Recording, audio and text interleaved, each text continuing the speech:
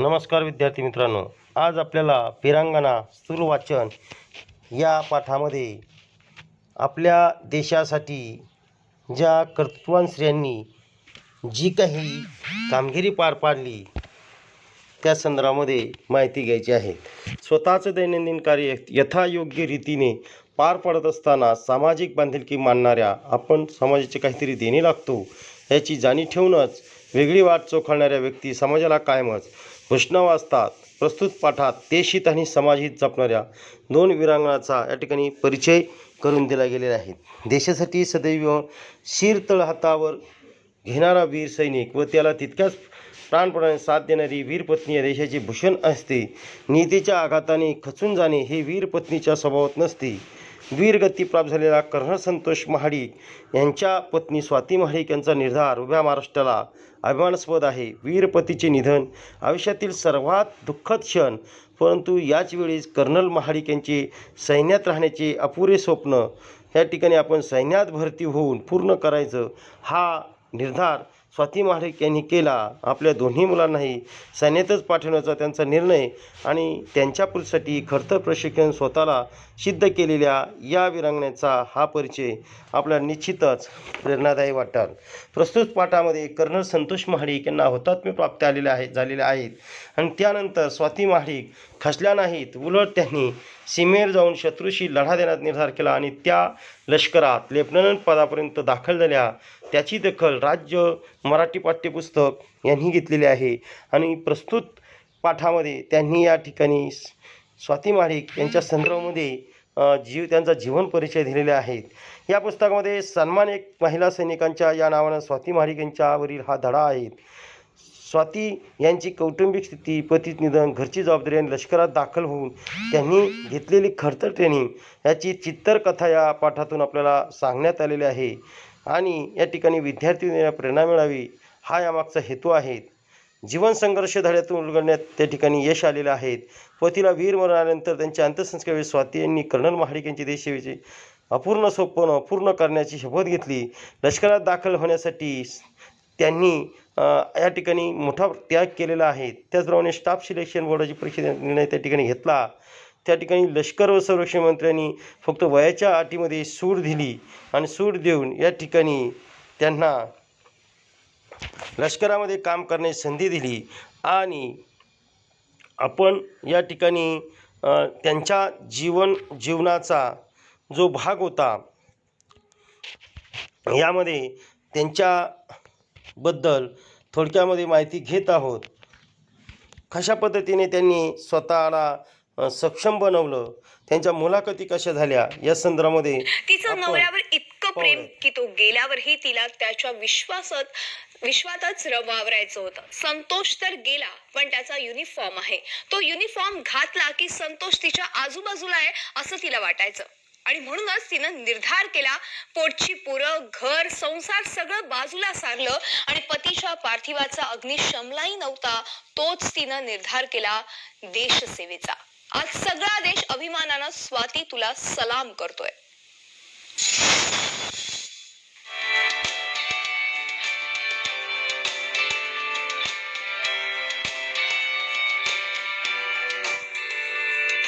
स्वाती आणि संतोष दोघे एकत्र असताना प्रहार सिनेमातलं हे गाणं म्हणायचे.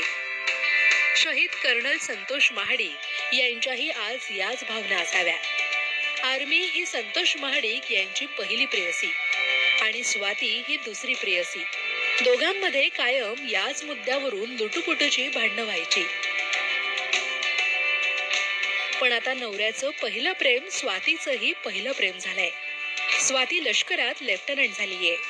तिच्या युनिफॉर्मवरचे हे दोन स्टार संघर्ष, निर्धार आणि देशप्रेमाच्या कित्येक गोष्टी सांगतात. माझ्यापेक्षा जास्त त्यांनी मला एम्पॉवर केलेलं आहे. त्यांनी मला मेडिटेशन शिकवलं अँड ही वॉज मतलब फक्त ब्रेव्ह नव्हतं, he was very romantic also. Perfect ज्याला आर्मी मॅन ज्याला म्हणतात तसा माणूस होता. आम्ही एकटं असलो ना घरामध्ये, ही यूज टू धडकन जरा रुक गई हे गाणे लावायचो. आम्ही दोघं जण एकटे डान्स करायचो.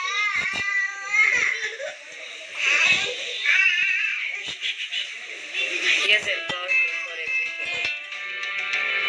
मृत्यू यावा तो देशासाठी लढतानाच. संतोषची हीच इच्छा होती. ती पूर्णही झाली. तो दिवस होता 17 नोव्हेंबर 2015. जम्मू काश्मीरच्या कुपवाडामध्ये अतिरेक्यांच्या भ्याड हल्ल्यात संतोष महाडिक शहीद झाले. त्यांच्या पार्थिवाचा अग्नी शमतही नाही तो स्वातीने निर्धार केला होता लष्करात जाण्याचा. अतिरेक्यांच्या भ्याड हल्ल्यात संतोष महाडिक शहीद झाले.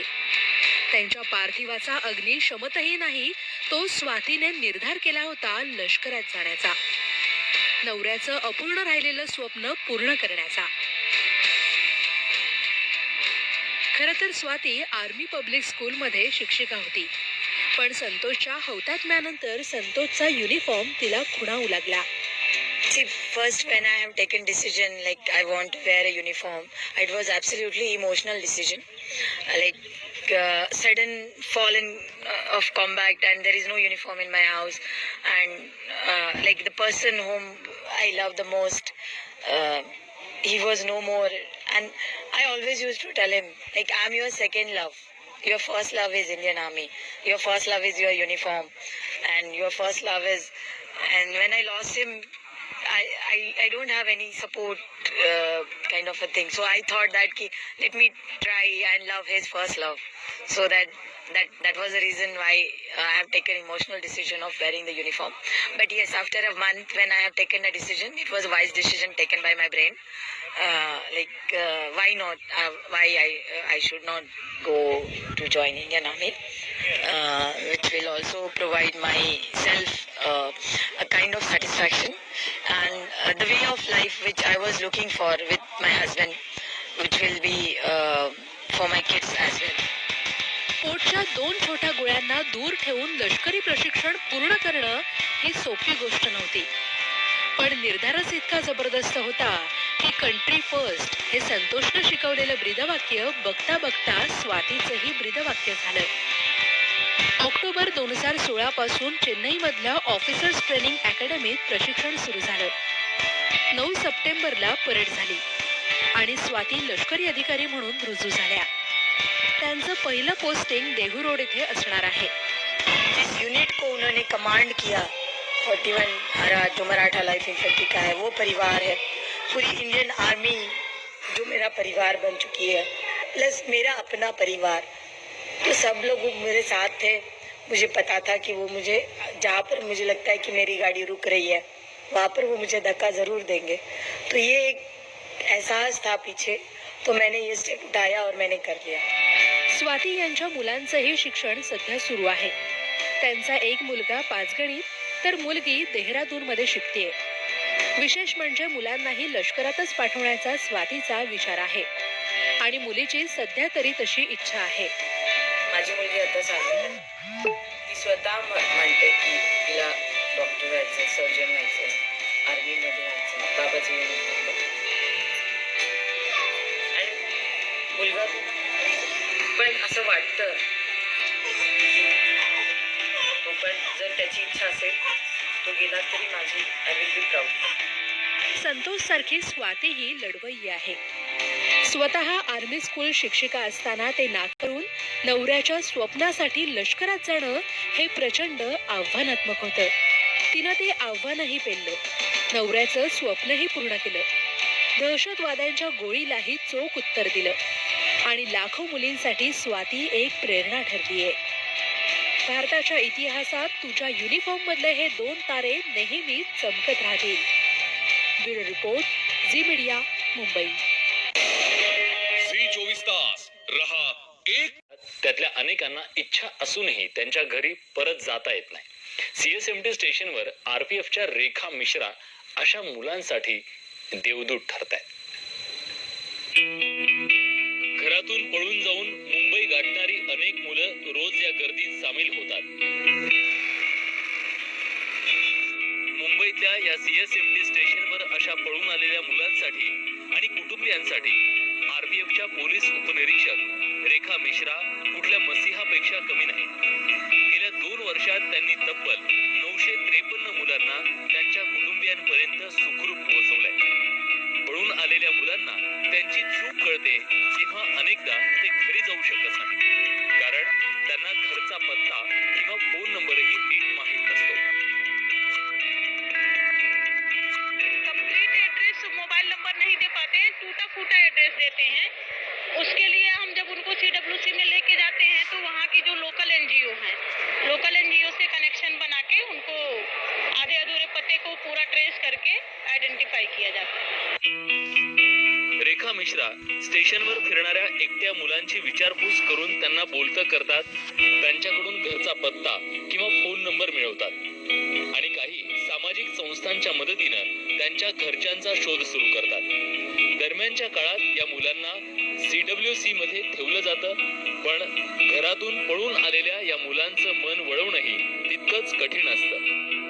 किसी का कुछ खोया हुआ जिसके मिलने की भी उम्मीद उनके पास ना हो कि ये बच्चा मुझे मिल सकता है, फिर उनको वापस मिलना और वो CWC से वापस मेरे से मिलने के लिए आते हैं. बच्चा भी जिद करता है, कहीं ना कहीं मेरी काउंसलिंग के दौरान उसे भी ऐसा लगता है कि मुझे वापस मैम से मिल के जाना है. तो बहुत अच्छा फील होता है, पेरेंट्स भी आते हैं और जो दुआएं देते हैं तो बहुत अच्छा फील होता है. घरातून पळून येणारी ही मुलं साधारणपणे 8 वर्षांपेक्षा जास्त वयाची असतात.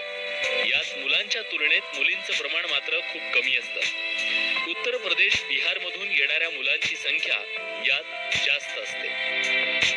रेखा मिश्रांसारख्या पोलीस अधिकाऱ्यामुळे ही हरवलेली मुलं सुरक्षित आणि व्यवस्थित आपल्या कुटुंबात परततात. त्यामुळे रेखा मिश्रांसारख्या पोलीस अधिकाऱ्यांची संख्या वाढली तर या हरवलेल्या मुलांची संख्या नक्कीच कमी व्हायला मदत होईल. विरोध स्वागत है आपका आपकी न्यूज में। आज हम आपको मुंबई में रेलवे पुलिस की आन बान शान बन चुकी एक महिला कांस्टेबल से मिलवाएंगे। रेखा मिश्रा नाम की ये महिला पुलिस कैसे 600 बच्चों की जीवन रेखा बन गई है, वो आप इस रिपोर्ट में देखेंगे।